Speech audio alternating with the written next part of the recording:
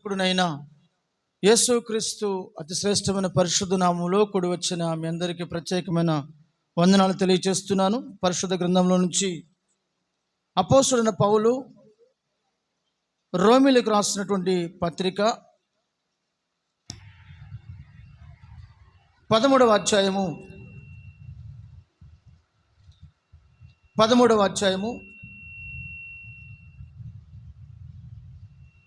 వాక్య భాగాన్ని చదువుకుందాం. మరియు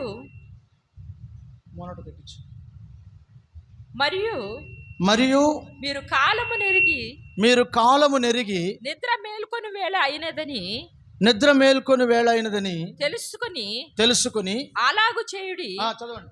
మన విశ్వాసులం అయినప్పటికంటే ఇప్పుడు రక్షణ మనకు మరీ సమీపముగా ఉన్నది.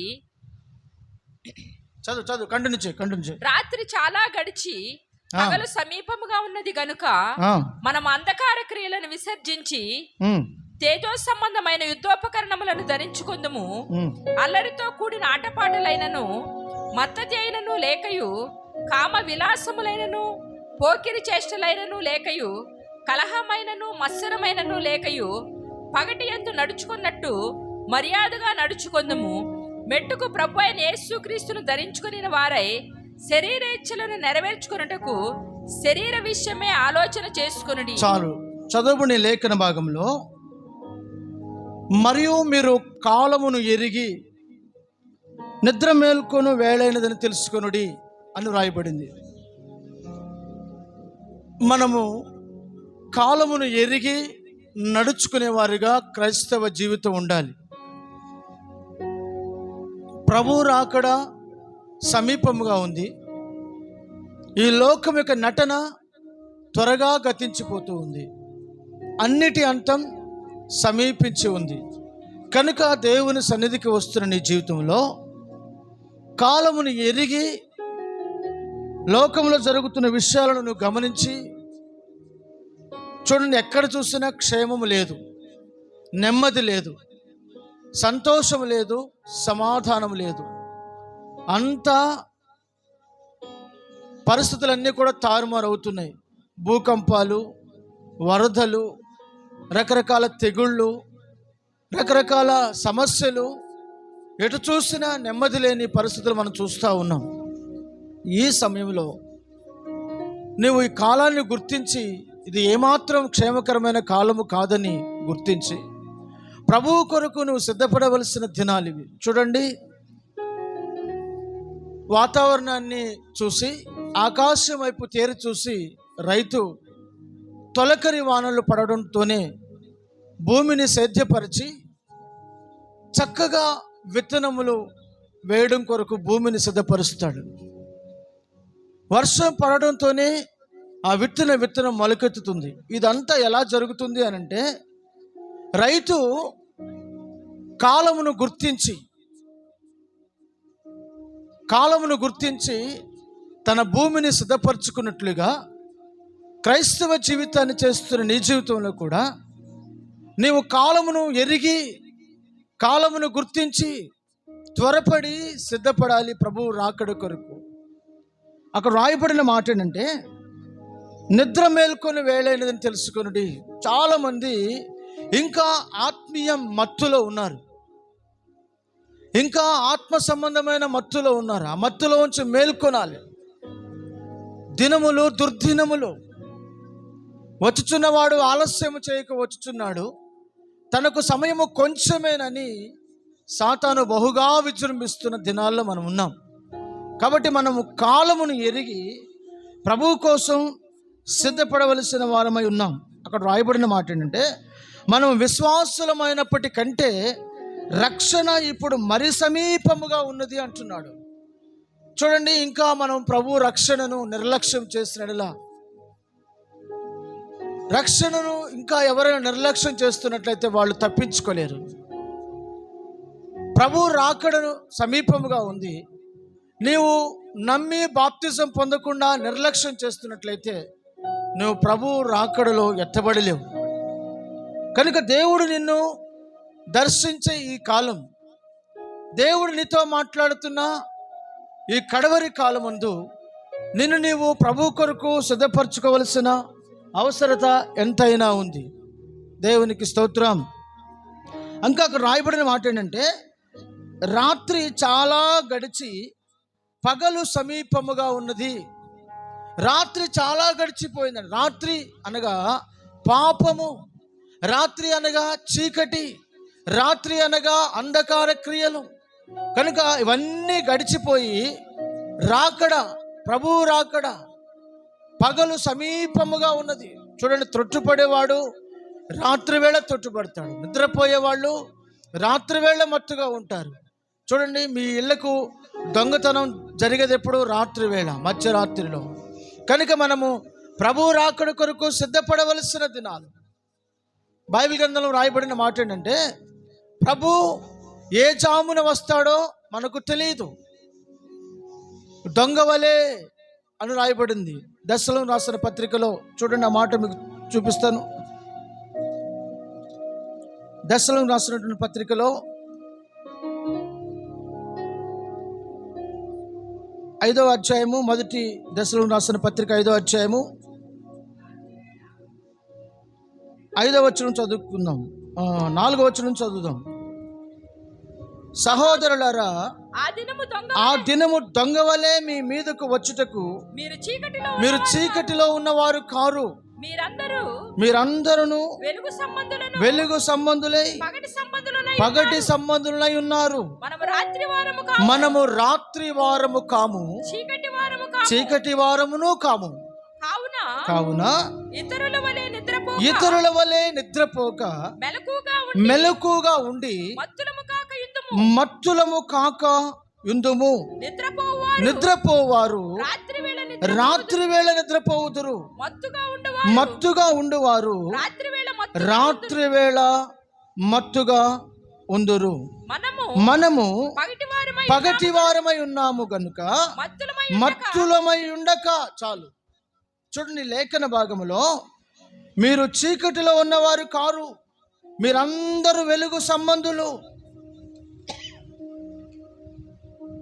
ఆ దినము దొంగవలే మీ మీదకు వచ్చుటకు మీరు చీకటిలో ఉన్నవారు కారు. కనుక మనము సిద్ధపడవలసిన అవసరత ఎంతైనా ఉంది ప్రభు కొరకు. కాలమును గుర్తించి వేగిరమే ప్రభు కొరకు మనం సిద్ధపడాలి. ఏ జామున వస్తాడో తెలియదు.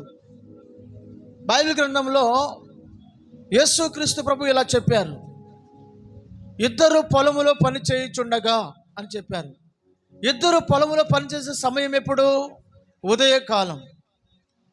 ఇద్దరు తిరిగలి విసురుచుండగా అని చెప్పారు. ఒకరు ఎత్తబడుతున్నారు, ఒకరు విడవబడుతున్నారు. ఇద్దరు పొలములో పని చేస్తున్నప్పుడు ఒకరు ఎత్తబడుతున్నారు, ఒకరు విడవబడుతున్నారు. ఉదయకాలమునకు గుర్తు. ఇద్దరు తిరిగలి విసురుచుండగా, అది ఎప్పుడు? మధ్యాహ్నం. ఒకరు ఎత్తబడుతున్నారు, ఒకరు విడవబడుతున్నారు.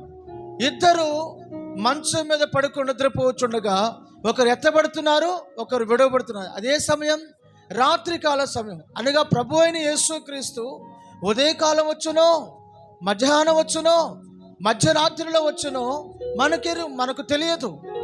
కాబట్టి మనము సిద్ధపరచబడిన వారి వలె ఉండాలి, సంసిద్ధులుగా ఉండాలి. అందుకే దేవుని వాక్యం అంటుంది, రాత్రి చాలా గడిచిపోయింది, పగలు సమీపముగా ఉంది కనుక మనం అంధకార క్రియలను విసర్జించి, విసర్జించాలంట? అంధకార క్రియలను విసర్జించాలి.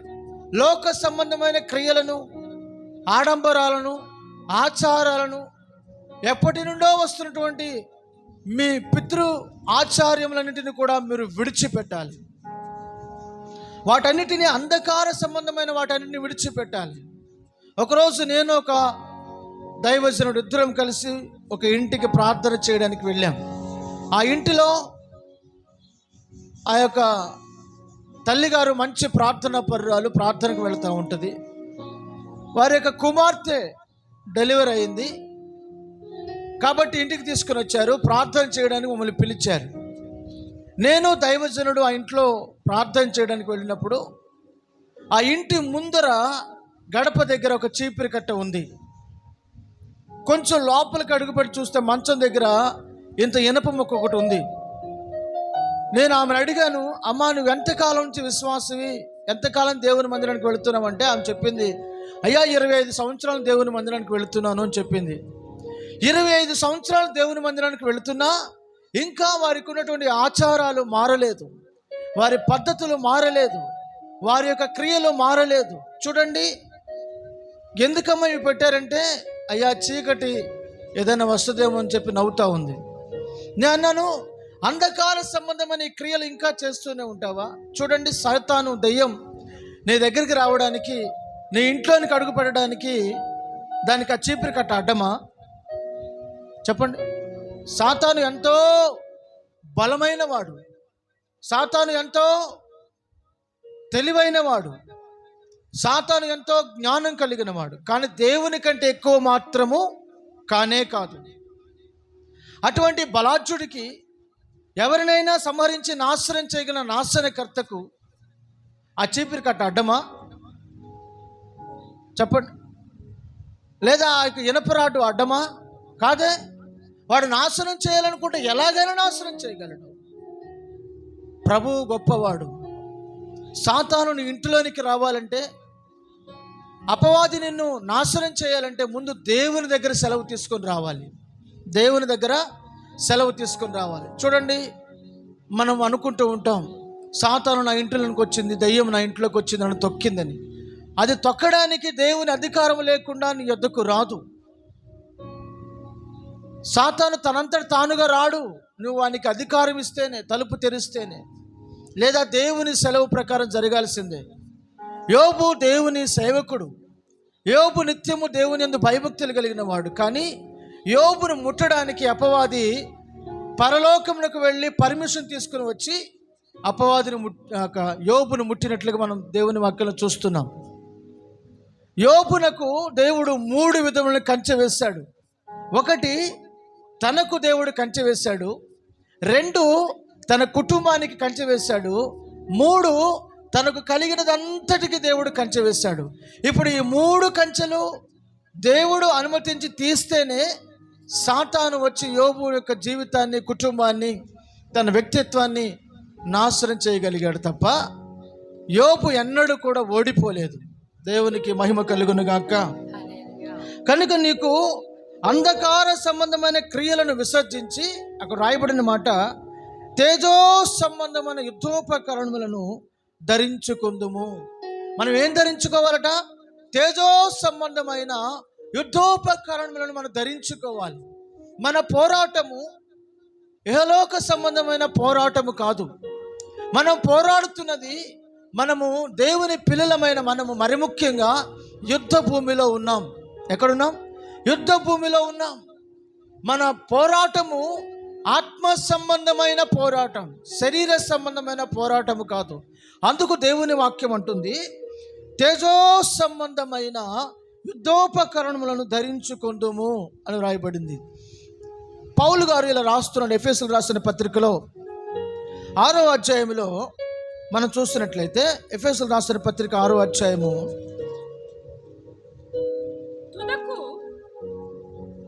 చదవండి 10వ వచనం నుంచి. తుదకు ప్రభు యొక్క మహాశక్తిని బట్టి ఆయన యందు బలవంతులయుండుడి.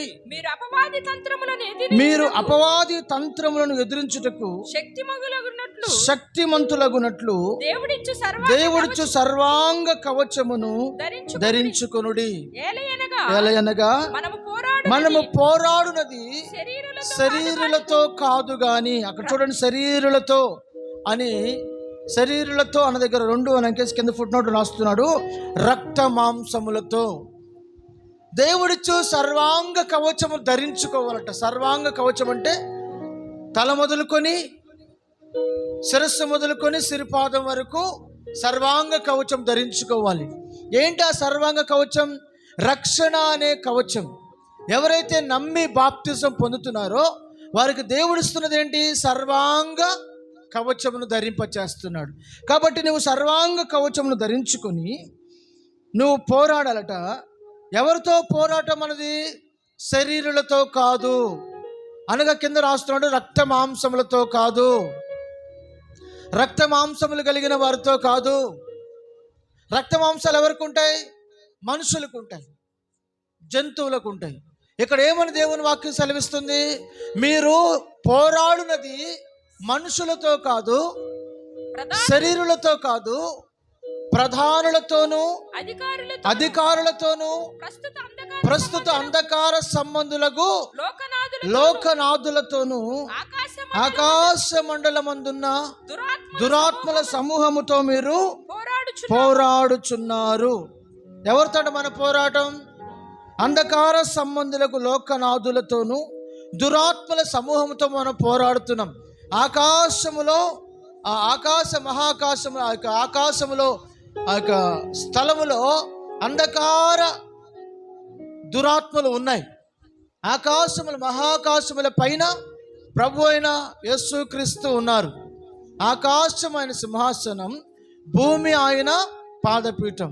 చూడండి, ఆకాశం మహాకాశముల పైన ప్రభు ఉన్నారు. ప్రభు ఎవరు?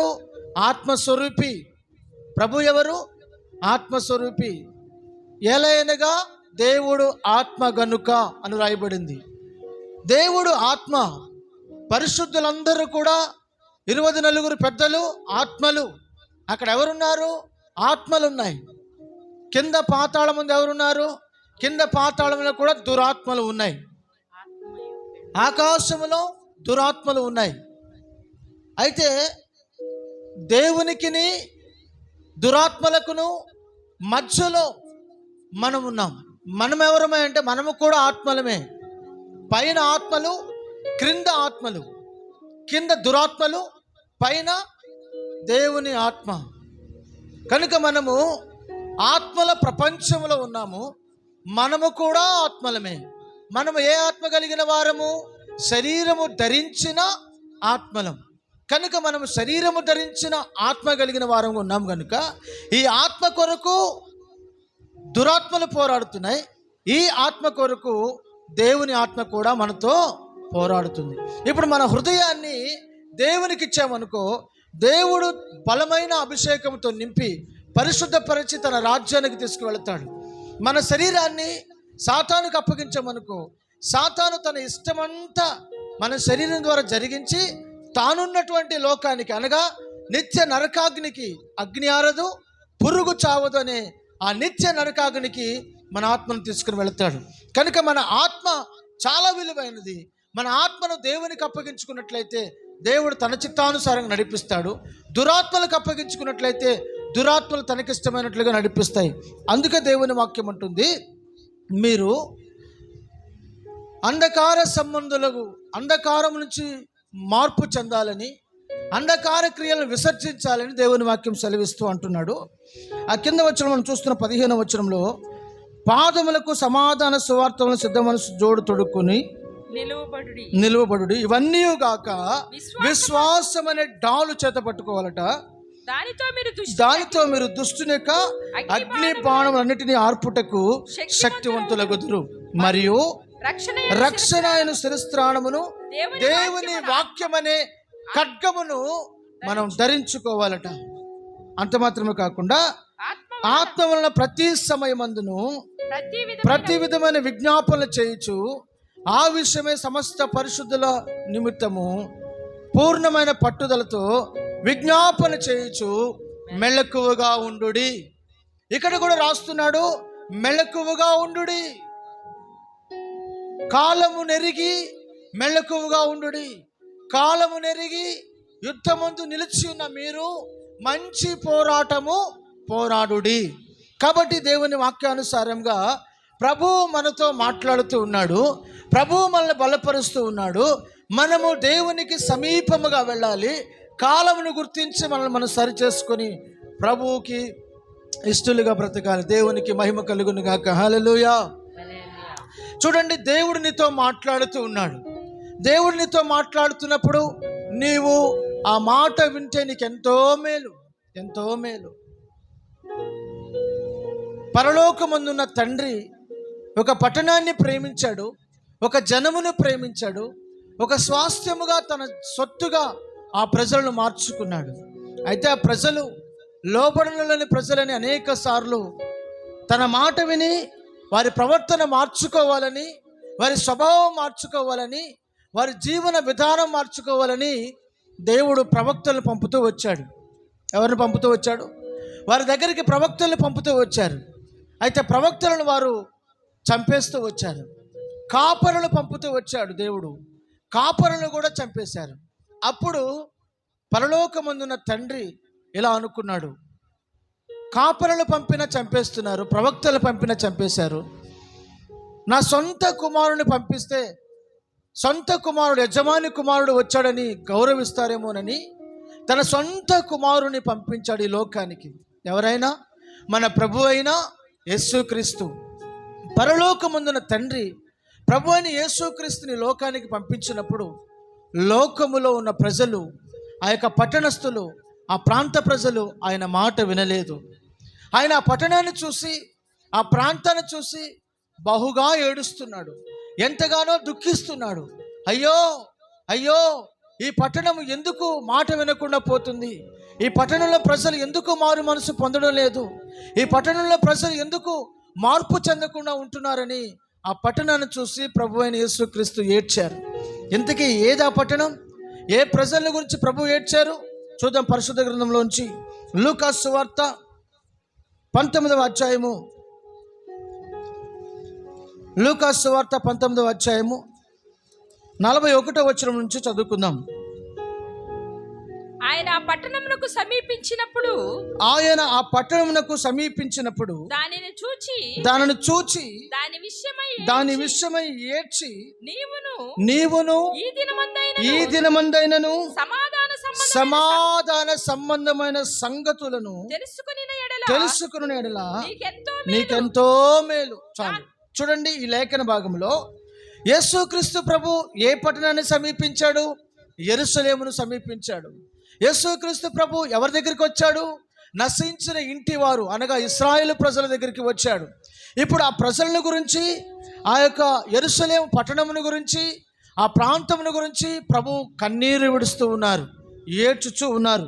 అక్కడ అంటున్నాడు, ఇదిగో అనేక సార్లు కోడి తన పిల్లలను తన రెక్కల క్రిందకు చేర్చుకున్నట్లుగా నేను అనేక సార్లు పిలిచాను, అనేక సార్లు నిన్ను పిలిచినప్పటికీ నువ్వు రానొల్లకపోతేవి అని ప్రభు తెలియచేస్తున్నాడు.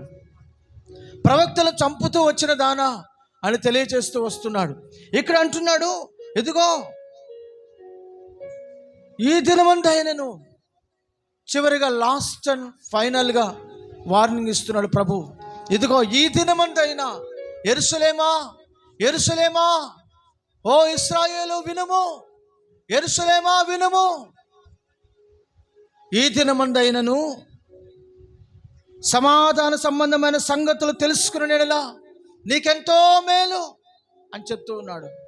చూడండి, దేవుని మాటలు ఎంత విలువైనవిగా ఉంటాయో. దేవుని మాటలు మనుషుల జీవితాలను కడతాయి. దేవుని మాటలు మనుషులను బాగు చేస్తాయి.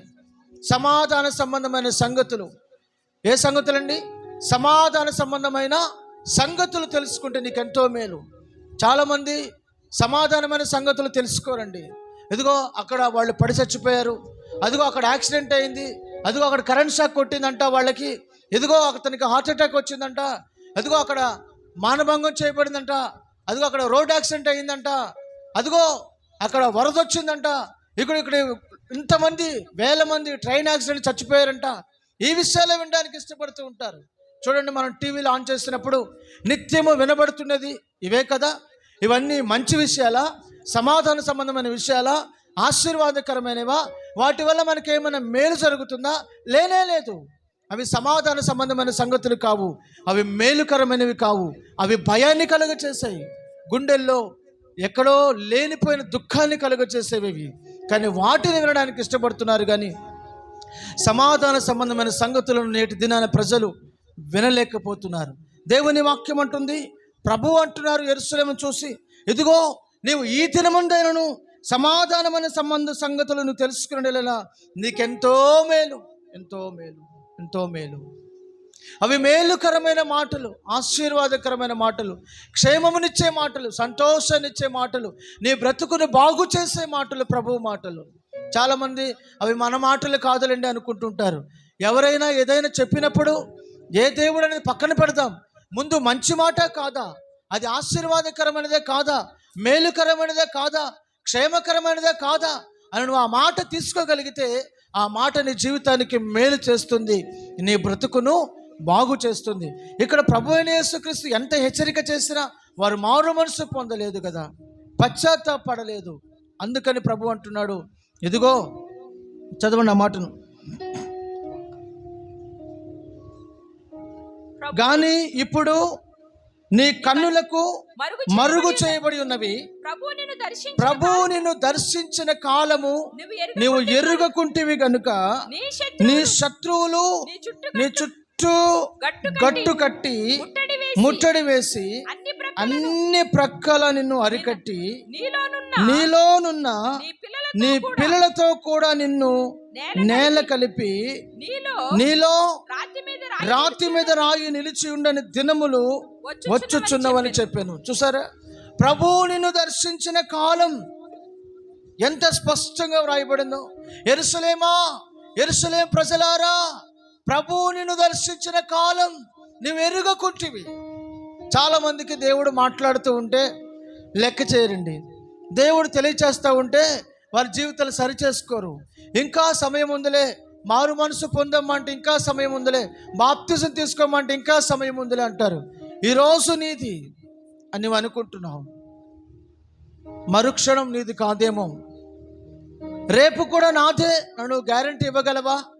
మనుషుని ఆయుస్సు ఎంత, నరుని ఊపిరి ఎంత. కనుక మనము ఏ పాటి వారము, నీటి మీద బుడగ వంటి వారం, త్రాసు మీద ధూళి వంటి వారం, ఆవిరి వంటి వారం. మనము మన జీవితం ఏ రోజు ముగుస్తుందో, ఏ క్షణాన ముగుస్తుందో మనకు తెలియదు. చాలామంది ఇంకా సమయం ఉందిలే అని నిర్లక్ష్యం చేస్తూ ఉంటారు. ఇంత గొప్ప రక్షణ నిర్లక్ష్యం చేస్తే నువ్వు ఎలాగూ తప్పించుకుంటావు? ఒకవేళ ఈ గడియలోనే ఈ రాత్రే ప్రభు వస్తే నీ పరిస్థితి ఏంటి? తెలుగులో ఒక సామెత ఉంది, ఎంత బతికి ఇంటి వెనకాల సచ్చాడంట. అలాగే చాలామంది భక్తి చేసి వాళ్ళ భక్తి ముగింపు ఏంటి, భక్తి యొక్క ముగింపు ఏంటి చాలామందికి తెలుసుకోలేకపోతున్నారు.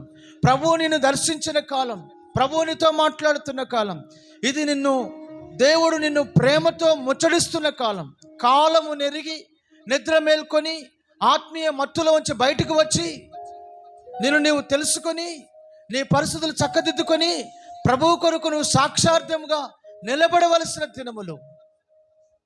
చూడండి, ప్రతి సంఘములో 2 గుంపుల వారు ఉంటారు. ఒక గుంపు నిద్రపోయే గుంపు. ఆ తల్లిగారు లేపండి, నిద్రపోతా ఉంది. నిద్రపోయే గుంపు ఉంటుంది ఎక్కడికి పోయినా.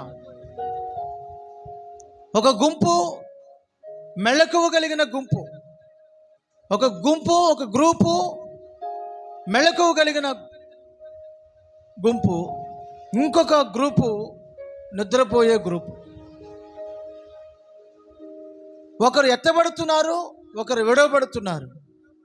ఈ సార్వత్రిక సంఘములో సిద్ధపరచబడిన 10 మంది కన్యకలు ఉన్నారు. మీకు తెలుసు కదా, 10 మంది కన్యకలు ఉన్నారు. ఈ 10 మంది కన్యకల్లో 5 కన్యకలు దివిటిల్లో నూనె సిద్ధముగా ఉంచుకొని పెండ్లి కుమారుడు రాకడ కొరకు ఎదురు చూస్తూ ఉన్నారు. ఎప్పుడైతే పెండ్లి కుమారుని స్వరం వినబడిందో వాళ్ళు వెళ్ళిపోయారు. మిగతా 5 కన్యకలు వారు నిద్ర మేల్కొని నూనె అయిపోయింది, నూనె కొరకు వెళ్ళారు. ఈలోపు ప్రభు రానే వచ్చారు, వారు విడవబడ్డారు. నీ జీవితంలో కూడా ఆత్మీయ మెళకువ లేకపోతే, ఆత్మ సంబంధం మత్తులోని ఉన్నట్లయితే ప్రభు వచ్చినప్పుడు నువ్వు విడవబడతావు. విడవబడితే భయంకరమైనటువంటి శ్రమలు, భూమి పుట్టింది మొదలుకొని అటువంటి మహాశ్రమలు, అటువంటి మహా ఉపద్రవములు ఎన్నడూ కలగలేదట. అటువంటివి కలగబోతున్నాయి. ప్రభు తన పరిశుద్ధుల సంఘాన్ని తీసుకుని వెళ్ళిన తర్వాత ఎన్ని సంవత్సరాలు తెలుసా? 7 సంవత్సరాలు భయంకరమైనటువంటి శ్రమలు, ఏ మనుషుడు ఎన్నడూ చూడని శ్రమలు భూమి మీదకి రాబోతున్నాయి. అవి విడువబడిన ప్రతి ఒక్కరు చూడబోతున్నారు. కనుక నువ్వు సిద్ధముగా కలిగి ప్రభు నిన్ను దర్శిస్తున్నప్పుడు, ప్రభువు నీతో మాట్లాడుతున్నప్పుడు నువ్వు ప్రభు కొరకు ఆయుత్తపరచబడవలసిన సమయము సిద్ధంగా ఉంది. దేవునికి స్తోత్రం, హల్లెలూయా. చూడండి, అదే అధ్యాయంలో ఇంకా తెలియజేస్తున్నాడు, ఇదిగో నీవు దేవుడిని దర్శించినప్పుడు నువ్వు గుర్తించలేదు కనుక నీ పిల్లలు ఆ పట్టణంలో ప్రజలు అనుకుంటూ ఉండొచ్చు, మహా గొప్ప ప్రాకారాలు మాకున్నాయి, మాకేం కాదు. పురాతన కాలం నుంచి ఈ పట్టణం ఉంది, మాకేం కాదు అనుకుని ఉండొచ్చు. ప్రభువు చెప్పగానే చెప్తున్నారు, ఏ పట్టణాన్ని చూసి నువ్వు అతిశయిస్తున్నావో, ఏ యొక్క గ్రామాన్ని చూసి, ఆ యొక్క స్థలాన్ని చూసి నువ్వు అతిశయిస్తున్నావో, నీలో రాతి మీద రాయి నిలిచి ఉండని దినములు వచ్చుచున్నాయి. నీ పిల్లలందరూ కూడా ముట్టడి వేయబడి చంపబడతారు అని ప్రభు అయిన యేసుక్రీస్తు చెప్తూ ఉన్నారు. సరిగ్గా యేసుక్రీస్తు ప్రభు చనిపోయిన తర్వాత కొన్ని సంవత్సరాలకు ఆ పట్టణం అంతా కూడా నాశనం చేయబడింది. హిట్లర్ యూదులందరినీ బంధించి ఒక గ్యాస్ ఛాంబర్లో పెట్టి యూదులను అందరినీ కూడా సంహరించినట్లుగా, చంపేసినట్లుగా మనం చూస్తూ ఉన్నాం, చరిత్రలో వ్రాయబడింది. కనుక ఆ పట్టణం పూర్తిగా నాశనం అయిపోయింది. ఇప్పుడు కూడా ప్రజెంట్ మనం వింటున్నాం, ఇజ్రాయెల్ దేశం మీద యుద్ధం జరుగుతూ ఉంది. ఇజ్రాయెల్ దేశానికి గాజాకి యుద్ధం జరుగుతూ ఉంది. ఇంకా చుట్టుపక్కల లెబనాన్, సిరియా, ఈ ప్రాంతాలన్నీ కూడా ఆ యొక్క యెరూషలేము మీదకి యుద్ధానికి వస్తూనే ఉన్నాయి. అందుకే దేవుని వాక్యం చెప్పుకొని చెప్తుంది, యెరూషలేమా నిన్ను ప్రేమించేవారు వర్ధిల్లుదురు. యెరూషలేము క్షేమం కొరకు ప్రార్థన చేయుడి. ప్రతిరోజు మనం యెరూషలేము కొరకు ప్రార్థన చేయాలి. యెరూషలేము కొరకు ఎందుకు ప్రార్థన చేయాలి, యెరూషలేము యొక్క ప్రాముఖ్యత ఏంటో మరొకసారి మీకు తెలియజేస్తాను. చూడండి, ఇక్కడ అంటున్నాడు, ప్రభువు నిన్ను దర్శించిన కాలము నీవు ఎరుగకుంటివి. ప్రభువు నీతో మాట్లాడుతున్నప్పుడు, ప్రభువు నీకు ఒక అవకాశం ఇచ్చినప్పుడు, ప్రభువు నిన్ను దర్శించినప్పుడు నువ్వు దాన్ని సద్వినియోగం చేసుకోవాలి. లేకపోతే భయంకరమైన వినాశనం నీ జీవితంలో జరుగుతుంది. నీ జీవితం ముగింపు దారుణంగా మార్చబడుతుంది. ప్రభువు నిన్ను దర్శించినప్పుడు నీ బ్రతుకు మార్చుకోవాలి. మనం దేవుని వాక్యంలో చూస్తున్నాం, హెబ్రీ పత్రిక 11వ అధ్యాయము 24 నుంచి 26 వచనాలు చదువుకుందాం. అపోస్తలుడైన పౌలు హెబ్రీయులకు రాసిన పత్రిక 11వ అధ్యాయము 24 నుంచి చదువుకుందాం. అక్కడ మనకు మోషే కనబడుతున్నాడు. మోషే పెద్దవాడైనప్పుడు విశ్వాసమును బట్టి ఐగుప్తు ధనము కంటే క్రీస్తు విషయములో ఎంత గొప్ప భాగ్యమును ఎంచుకొని అల్పకాల పాప భోగములను అనుభవించుట కంటే దేవుని ప్రజలతో కూడా శ్రమ అనుభవించడం మేలని యోచించి ఫరో కుమార్తె యొక్క కుమారుడని అనిపించుకున్నట్టు ఒప్పుకొనలేదు. ఏలయనగా అతడు ప్రతిఫలముగా కలుగబో బహుమానం నందు దృష్టి ఉంచెను. చాలు.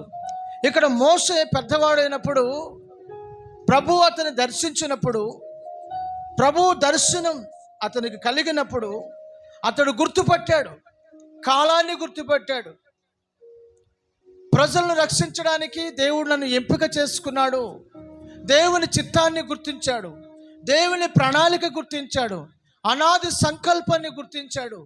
ప్రభు దర్శించినప్పుడు ఆ దర్శన భాగ్యాన్ని పొందుకున్నటువంటి ఒక మోషే అల్పకాల పాపభోగములను కూడా విడిచిపెట్టాడు, సుఖభోగములను విడిచిపెట్టాడు. ఈరోజు దేవుడు నీతో అనేక సార్లు మాట్లాడుతూ ఉన్నాడు, విస్తారముగా మాట్లాడుతున్నాడు. గాలి కంటే వేగముగా వాక్యం నీ చెవిలో వినబడుతూ ఉంది. ఎక్కడ చూసినా వాక్యమే వినబడుతుంది. టీవీల్లోనూ, రేడియోల్లోనూ, సెల్ ఫోన్లోనూ, అన్ని చోట్ల, ఫేస్బుక్, యూట్యూబ్, ట్విట్టర్లో, ఇంకా ఇన్స్టాగ్రామ్లో, ఎక్కడ చూసినా విస్తారముగా వద్దు అనే కొద్దీ నీకు విస్తారముగా వినబడుతుంది. నీరు వలె ప్రవహిస్తుంది దేవుని వాక్యం, గాలి వలె వేగంగా నిన్ను తాకుతుంది దేవుని వాక్యం. అయినా నువ్వు నిర్లక్ష్యం చేస్తున్నావు. ఇది కొద్ది కాలమే, ఒక కాలం రాబోతుంది, సమస్తము మూయబడుతుంది, సువార్త మూయబడుతుంది, కంప్లీట్గా సువార్త మూయబడుతుంది. ఎక్కడ చూసినా బైబిల్ గ్రంథం కనిపించదు. ఏ దైవజనుడు వాక్యాన్ని ప్రకటించే అవకాశం లేని దినాలు రాబోతున్నాయి. సువార్త కంప్లీట్గా మూయబడుతుంది. అప్పుడు నీ పరిస్థితి ఏంటి ఏంటి?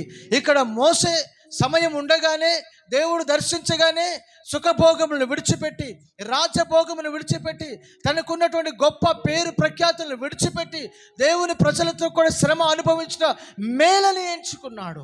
ఈ రోజు నీకు వినబడుతున్నా, దేవుడిని దర్శిస్తున్నా, దేవుడినితో మాట్లాడుతున్నా, పెడచెవిని పెడుతున్నావే, నాకు కాదనుకుంటున్నావే, నన్ను కాదులే అనుకుంటున్నావు, కానీ నువ్వు గుర్తించలేని స్థితిలో ఉన్నావు. అపవాది ఈ యుగ సంబంధమైన దేవత అనేక నేత్రాలకు ఆత్మీయ గుడ్డితనం కలుగ చేసింది, మనోనేత్రాలను మూసివేసింది. కనుక ఈ కడవరి దినమున నీ మనోనేత్రం తెరవబడాలని ప్రభు సన్నిధిలో ప్రార్థన చేసుకో. నా గుడ్డితనం తెరవబడాలి ప్రభు అని ప్రార్థన చేసుకో. నాకు జ్ఞానోదయం కావాలి ప్రభు అని ప్రార్థన చేసుకో. సన్మార్గములో, సత్య మార్గములో, వెలుగు సంబంధమైన మార్గములో నడుచుకోవాలని ప్రభు సన్నిధిలో ప్రార్థన చేసుకో. అందుకే దేవుని వాక్యం అంటుంది, యుద్ధోపకరణములు ధరించుకొని. చూడండి, మనం చదువుకున్న లేఖన భాగం మూల వాక్యంలో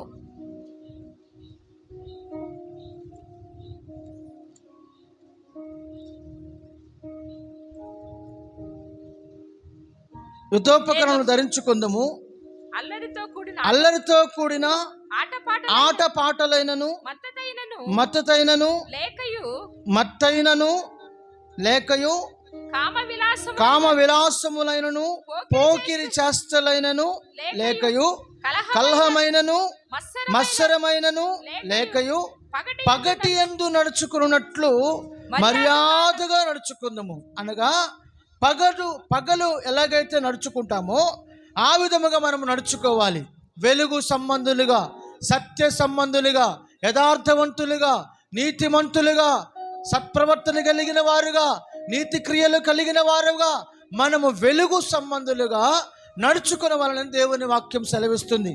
కాబట్టి మనము చూస్తున్నాము, ప్రభు దర్శించినప్పుడు యెరూషలేములో ప్రజలు యెరూషలేము పట్టణం గ్రహించలేదు. కానీ మోషేను దేవుడు దర్శించినప్పుడు మోషే ప్రతిఫలముగా కలుగబో బహుమానం నన్ను దృష్టి ఉంచి శ్రమలను అనుభవించి అనేక మందిని ప్రభు వైపు తిప్పాడు, అనేక మందికి నాయకుడిగా ఉన్నాడు, అనేక మందిని సన్మార్గములోకి తీసుకుని వెళ్ళాడు, జీవ మార్గంలోనికి తీసుకొని వచ్చాడు. దేవునికి మహిమ కలుగును గాక. హల్లెలూయా, హల్లెలూయా. అలాగే మనం పరిశుద్ధ గ్రంథంలో చూసినప్పుడు అబ్రహామును దేవుడు దర్శించినప్పుడు ఆదికాండం 18వ అధ్యాయము 1 నుంచి 5వ వచనం వరకు, ఆదికాండం 18వ అధ్యాయము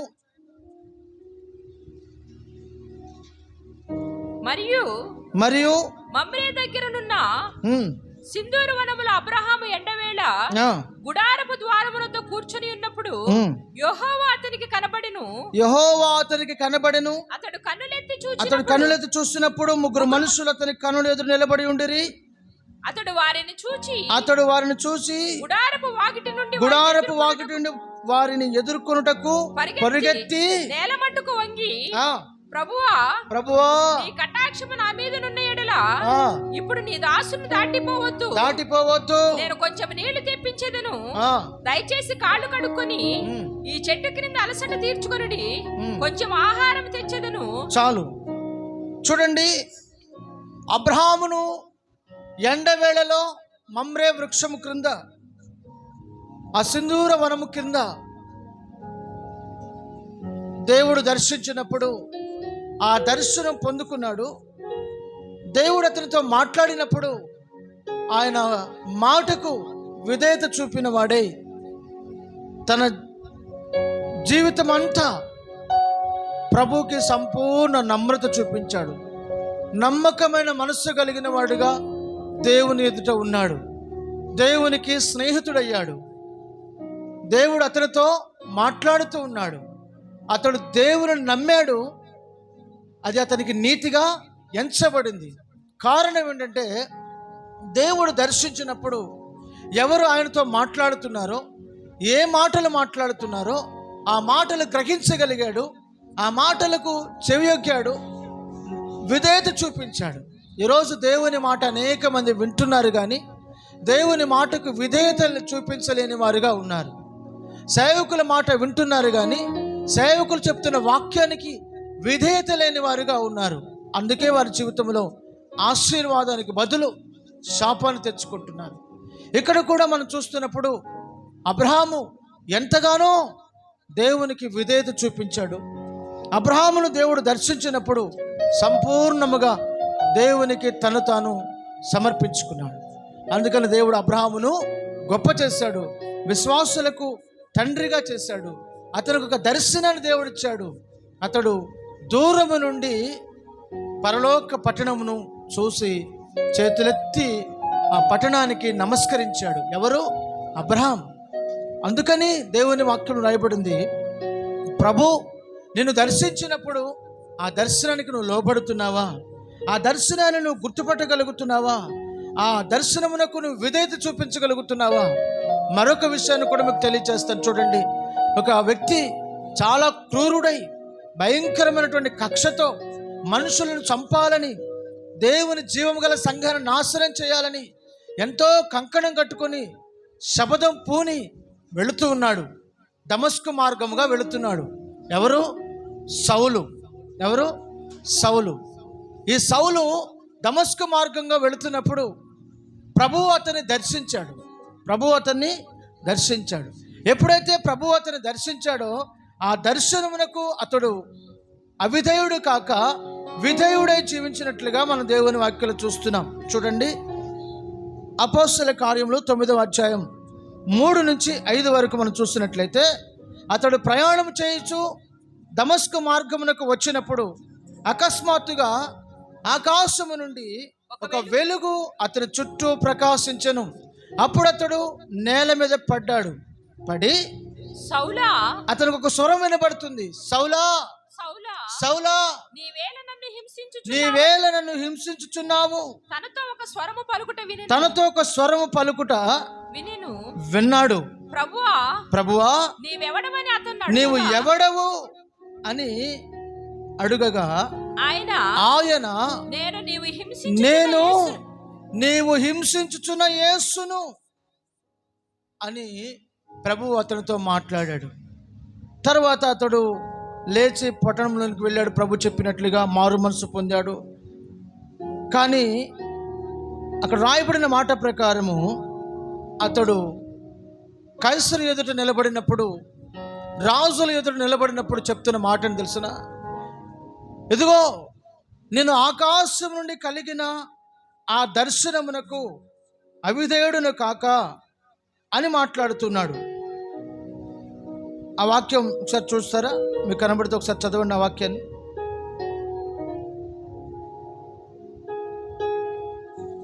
ఆకాశం నుండి కలిగిన ఆ దర్శనమునకు నేను అవిధేయుడును కాక విధేయత చూపించాను అని చెప్తూ ఉన్నాడు.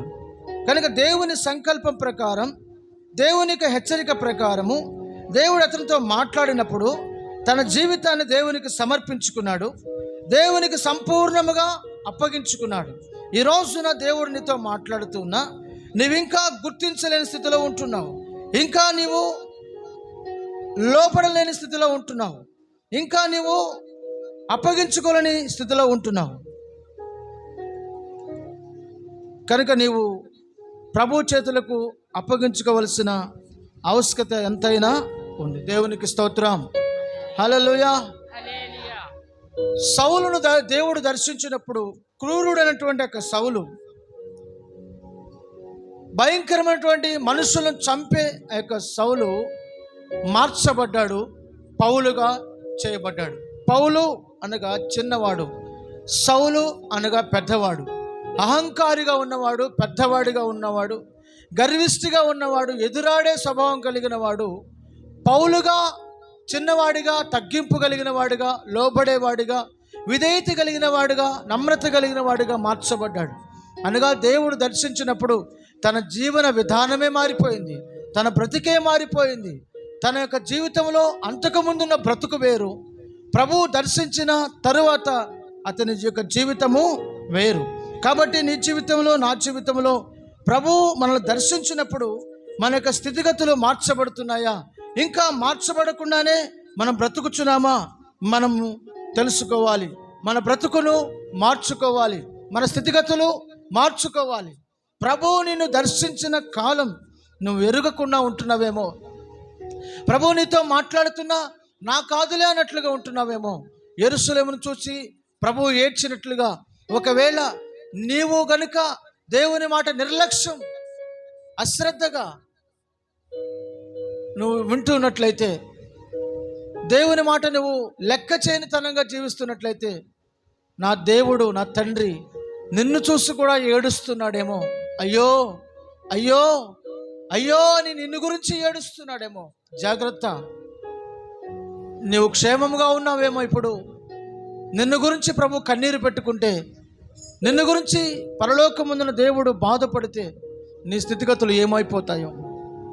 కనుక మన జీవితాల్లో ప్రభువు మనల్ని దర్శించినప్పుడు ఆ దర్శన భాగ్యాన్ని పొందుకొని మోసే వలె సుఖభోగాలను విడిచిపెడదామా, మనకున్న సౌఖ్యాలను విడిచిపెడదామా? అలాగే అబ్రహామును దర్శించినప్పుడు ఆ స్వరమునకు విధేయుడై సంపూర్ణముగా దేవునికి అప్పగించుకున్నట్లుగా మనం అప్పగించుకుందామా? ఇక్కడ పౌలును కూడా ప్రభు మనకు చూపించాడు. ఈ సౌలు తన జీవనాన్ని, తన యొక్క జీవితాన్ని ప్రభుకు సమర్పించుకున్నాడు, ప్రభు సేవకు సంపూర్ణముగా అప్పగించుకున్నాడు. ఆ విధంగా మనం అప్పగించుకుందామా? దయచేసి అందరూ మోకరించండి, ప్రార్థన చేసుకుందాం. ఇంతవరకు దేవుడు తేటగా సూటిగా నీతో మాట్లాడుతూ వచ్చాడు. నీ హృదయాన్ని, నీ మనస్సును దేవుని చేతికి అప్పగించుకో. ఇంకా సమయాన్ని నిర్లక్ష్యపరచుకో. ఇంకా సమయం ఉందని దాటివేయకు.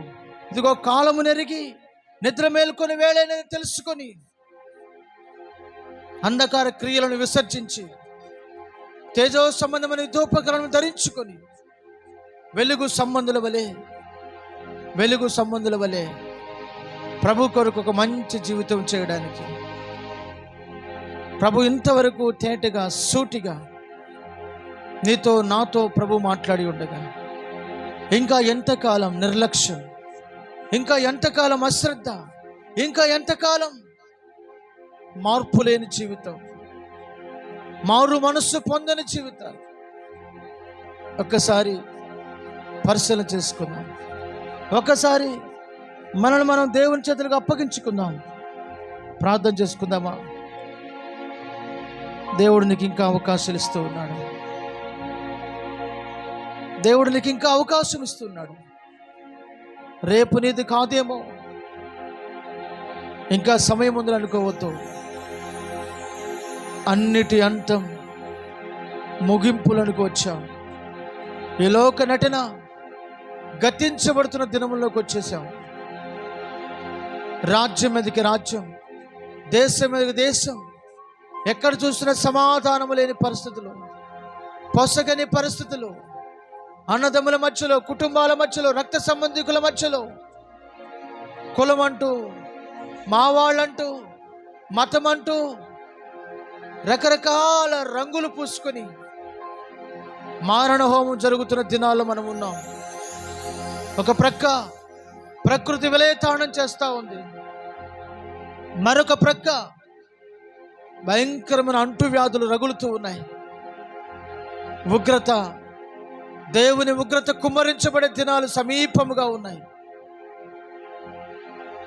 కాలము నెరిగి నిద్ర మేల్కొని ప్రభువుని దర్శించిన కాలాన్ని గుర్తించి యెరూషలేమును చూసి ప్రభు ఏడ్చినట్లుగా కాక, యెరూషలేమా యెరూషలేమా యెరూషలేమా అని ఆయన కన్నీరు విడిచి అడుగుతున్నా.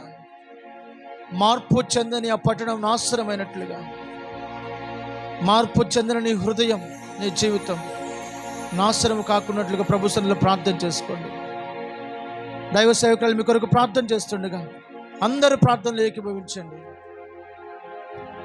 స్తోత్రం స్తోత్రం స్తోత్రం తండ్రి, స్తోత్రం నాయన. పరిశుద్ధుడా, ప్రేమ స్వరూపి, స్తోత్రం తండ్రి. అయ్యాయికి స్తోత్రం నాయన. ఈ పునరుద్ధానపు దిన నాయన, అయా ఆరాధన కూడి వచ్చిన ప్రతి ఒక్కరిని కూడా నాయన